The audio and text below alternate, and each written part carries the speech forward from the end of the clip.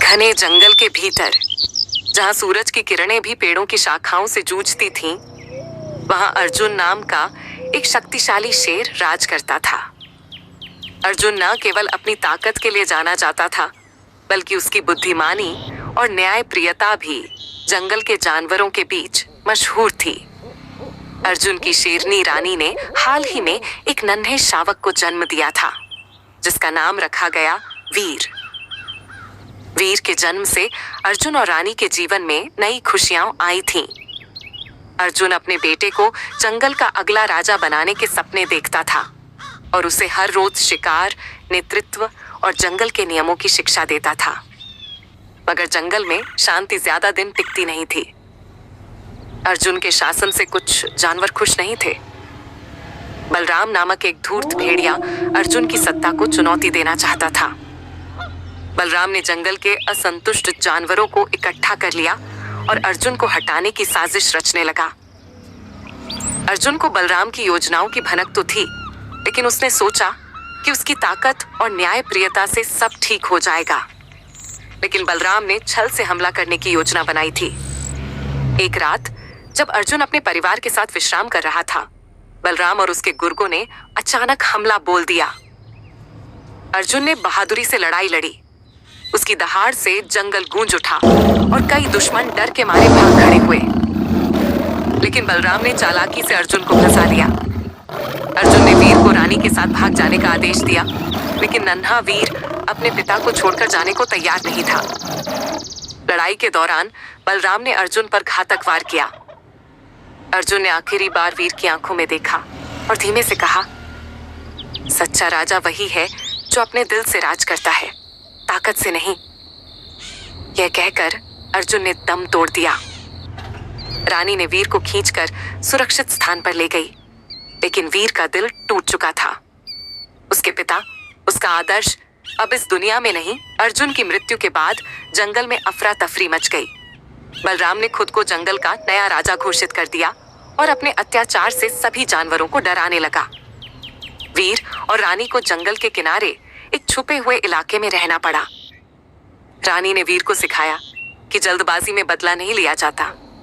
उसने कहा, बेटा, तुम्हारे पिता ने तुम्हें सिखाया था कि सच्चा राजा बनने के लिए धैर्य, समझ और सही समय का इंतजार जरूरी है। वीर ने हर दिन खुद को और मजबूत बनाना शुरू किया। उसने न केवल शिकार करना सीखा, बल्कि जंगल के हर कोने को जानने और हर जानवर के स्वभाव को समझने की कोशिश की। जंगल में वीर की मुलाकात कुछ ऐसे दोस्तों से हुई जिन्होंने उसका साथ दिया। कौशल, एक चालाक लोमड़ी जिसने वीर को जंगल के राज बताए। बल्ली, एक बहादुर हाथी जिसने वीर को ताकत और धैर्य का महत्व समझाया। और चीकू, एक तेज उड़ने वाला तोता जो जंगल की खबरें लाकर वीर को सतर्क करता था। इन दोस्तों के साथ वीर ने बलराम की कमजोरियों को समझना शुरू किया। उसने देखा कि बलराम डर के बल पर राज कर रहा था और धीरे धीरे जानवरों के दिलों में उसके खिलाफ गुस्सा बढ़ रहा था। कई साल बीत गए।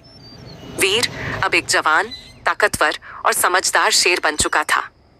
उसने अपने पिता की यादों को अपनी ताकत बनाया और तय किया कि अब समय आ गया है बलराम से अपना हक वापस लेने का।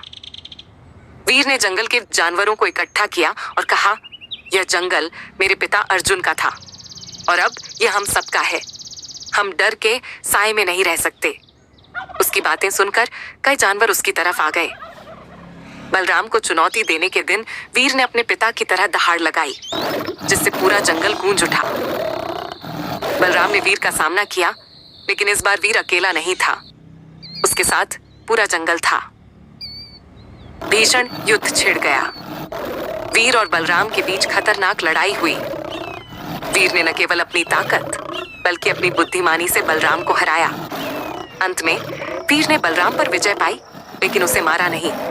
उसने बलराम को जंगल से भगा दिया, यह दिखाने के लिए कि सच्चा राजा वही है जो दया दिखाता है। बलराम के हारने के बाद जंगल में शांति लौट आई।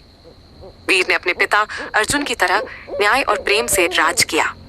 उसने सभी जानवरों को एकजुट रखा और सिखाया कि डर से नहीं, भरोसे से जंगल चलता है। टानी ने अपने बेटे को गर्व से देखा और कहा, तुमने अपने पिता का सपना सच कर दिखाया। वीर ने आसमान की ओर देखा और महसूस किया कि उसके पिता की आत्मा भी उसे गर्व से देख रही थी। वीर अब केवल जंगल का राजा नहीं था, वह अर्जुन की विरासत और सच्चे साहस का प्रतीक बन चुका था। उसकी कहानी जंगल के हर कोने में पीढ़ियों तक गूंजती रही, यह सिखाते हुए कि सच्चा नेता वो होता है जो अपने दिल की सुनता है और अपने लोगों के लिए जीता है। कहानी जानने के लिए हमारे चैनल को लाइक और सब्सक्राइब करें।